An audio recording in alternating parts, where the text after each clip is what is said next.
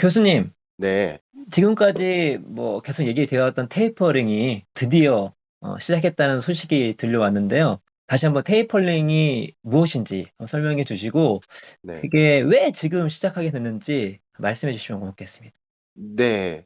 제가 코로나19 경제 충격이 집중적으로 작용했었던 2020년에는 반대로 유동성을 엄청나게 공급하고 음, 금리를 엄청나게 제로금리로 끌어내리는 그런 통화 정책, 결국 경기를 부양시키는데 초점을 두는 그런 통화 정책, 음, 완화적 통화 정책이 집중됐었다고 말씀드렸죠. 네, 그런데 반대로 2021년 하반기, 22년에는 뚜렷하게 세계 경제가 선진국들을 중심으로 회복되는 국면이기 때문에 음, 달라진 통화 정책이 필요한 것이고, 네, 이제는 반대로 공급됐던 유동성을 줄여나가고 또 음, 금리도 차츰차츰 인상을 준비하는 그 음, 기준금리를 비롯한 통화 정책의 정상화, 이런 것들이 시작되고 있다라고 판단할 수 있는 것이죠. 네. 그런데 지금 테이퍼링 같은 경우에는 이제 시작을 했는데, 아직 기준금리는 인상하지 않았잖아요? 네, 동결인 상태인데, 네, 왜 지금 동결로 났는지 어떤 기조 안에서 네, 그리고 앞으로 기준금리가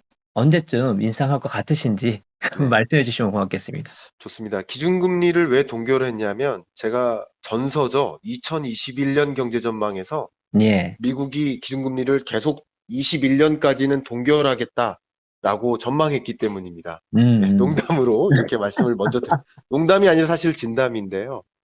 미국이 기준금리를 동결하게 된 그 배경은 예, 자, 예. 이렇게 생각하시면 우리 청취자 여러분들, 시청자 여러분들이 굉장히 그거 도움이 저 될 것 깜짝 같은데. 놀랐어요. 네. 예, 그것도 말씀하세요. 사실입니다. 예, 그거 담아도 좋습니다. 재밌습니다. 예, 예. 아, 시청자 여러분들의 입장에선 이렇게 생각해 주시면 좋을 것 같아요. 통화 정책에는 예. 왼팔과 오른팔을 둘 다 걷어붙여서 미는 것이다. 음, 경기 회복을 위해서 위로 미는 거예요. 근데 왼팔은 먼저 빼는 거죠. 조금씩 힘을 빼는 음, 거죠. 음. 근데 왼팔과 오른팔을 같이 빼버리면 회복되던 경제가 다시 꼬꾸라지겠죠. 네네. 그렇기 때문에 왼팔부터 먼저 힘을 조금씩 빼는 거예요. 유동성 음, 공급량을 조금 조금씩 줄여나가는 것입니다. 그래서 네. 기준금리 인상도 같이 시작되면 견조하게 회복되던 미국 경제가 다시 꼬꾸라질 수 있기 때문에 음, 힘을 조금씩 빼는 움직임인 것이고 네. 기준금리 인상은 아직 좀 멀었다라고 말씀을 드리고 싶고요. 예. 기준 아주 음, 멀었다고 생각하시는 거죠? 예. 그렇습니다. 기준금리 인상은 아마도 유동성 공급량이 결국 0이 되는 시점, 테이퍼링이라는 것은 음, 1200억 달러를 매월 유동성을 공급하다가 150억 달러씩 매월 줄여나가는 판단인 거거든요. 근데 네. 이것을 계산해 보면 대략 6월 정도가 0이 됩니다. 그 음, 지점에, 그러니까 왼손을 힘을 완전히 다 뺐기 때문에 이제 오른손도 조금씩 힘을 빼 나가는 음. 기준금리 인상이 대략 그 지점에 있을 것이다라고 판단할 수 있습니다. 내년 6월 정도. 그렇습니다.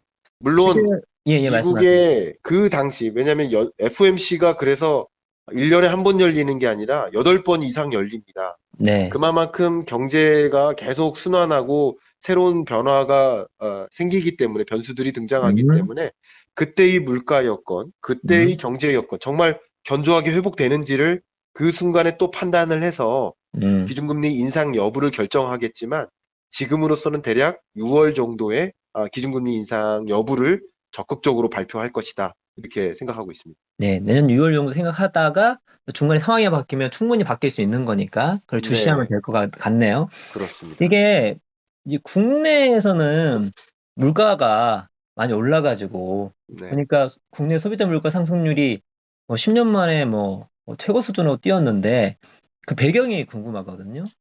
여러분들께서 이 물가를 생각하실 때는 금리와 연동해서, 연관지어서 생각하시면 굉장히 편하십니다. 네, 물가는 결국 물건의 가치죠. 네, 근데 금리는 반대로 돈의 가치예요. 예, 금리가 이토록 순식간에 떨어져 본 적이 없었단 말이죠. 음, 2020년에.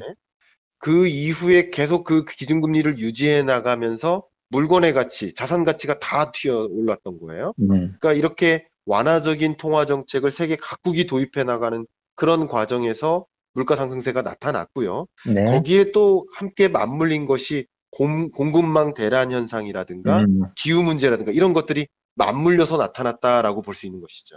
그 요즘 뉴스에 특히 네, 소비자 물가 관련해서 여러 가지가 나오지만 특히 네, 이 요소수? 네, 예, 가격이 폭등해가지고 네, 난리인데 네. 그 이유가 뭔가요? 참고로 저는 요소수를 작년에 인터넷으로 10박스를 사놨습니다. 예, 참고로 아직 한 4박스 정도 남아 있습니다. 대표님께서 필요하시다면 연락 주세요. 제가 가져다 따로 드리겠습니다. 연락드릴게요. 네네. 제가 말씀을 꼭 드리고 싶은데요. 네, 요소수는 결국 요소 더하기 수예요. 음, 요소 더하기 물이에요. 물을 희석한 네, 거예요. 그럼 그 요소는 어디서 나옵니까? 석탄이나 혹은 천연가스에서 암모니아를 추출하고 음, 거기로부터 요소를 생성하는 거예요. 음, 그럼 요소수는 우리나라는 97%를 중국으로부터 수입합니다. 그럼 네, 요소수 가격이 폭등한 계기는 미중 패권 전쟁에 있다. 이 말씀을 드리고 음, 싶어요. 미중 간의 싸움을 계속 펼치면서 미국이 호주를 자기 편으로 끌어들였죠. 음, 그러니까 중국 입장에서 아니 호주 우리 아시아 태평양 근처에 있는 나라면서 미국 편을 들어?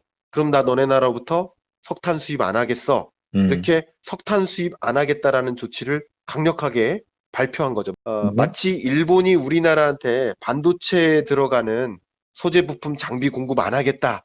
네, 한일 무역 전쟁 일으켰듯이 비슷한 방식인 거야. 너네 음, 나라부터 수입 안 하겠다. 그러면 이제 호주가 석탄 수출할 데가 없으니까 경기가 꼬꾸라져서 항복하겠지 했는데 중국 경제도 문제가 된 거죠. 음, 전력난이 문제가 된 거고 네, 공장 가동이 멈춰선 거고요.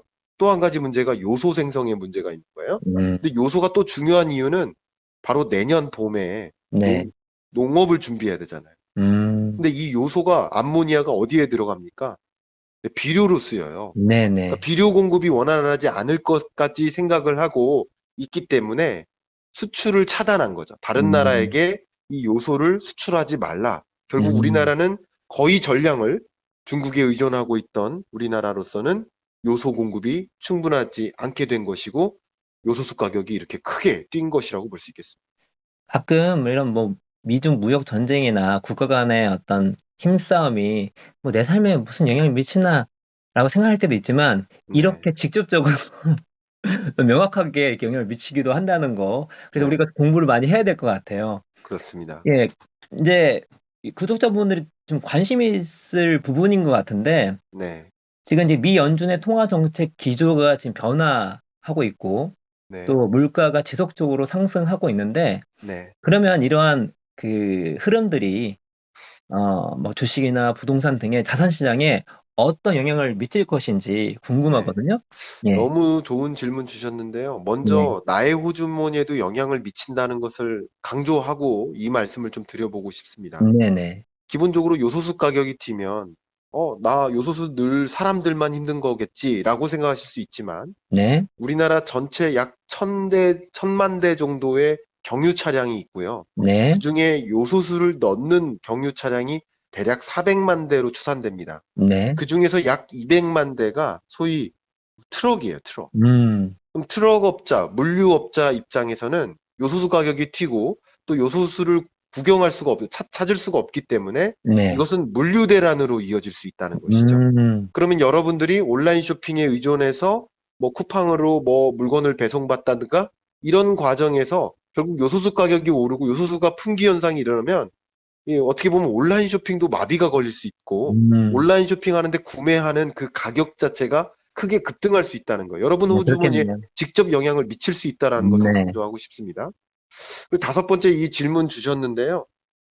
당연히 통화 정책 기조가 이렇게 변화하고 그러다 보면 자연스럽게 돈의 가치가 상승하는 거죠. 네, 특히 미국 달러화의 가치가 뚜렷하게 상승하는 흐름이에요. 그럼 네, 자연스럽게 머니 무브먼트가 일어난다. 이것을 생각해 주시면 좋겠습니다. 네, 돈이 다른 방향으로 이동한다는 것이죠. 음, 특히 신흥국에 투자됐던 많은 자금들이 미국이나 선진국, 유럽을 중심으로 자금이 쏠림 현상이 있을 가능성이 굉장히 높습니다. 음, 사실 우리나라가 실물 경제 측면에서는 선진국 범주에 당연히 들어갑니다. 네, 그러나 이 투자 시장, 이 투자 자산 시장의 범주에서는 네, 신흥국으로 분류되고 있어요. 음, 실제 그렇듯이 이런 미 연준의 통화 정책 기조가 미 달러화의 가치를 크게 강하게 만들었고 음, 그런 과정에서 우리나라에서도 주식에 투자됐던 외국인 자금이 급격히 빠져나와서 지금 순매도가 30조 원이 훨씬 넘잖아요. 네, 그런 흐름이 연출되는 것처럼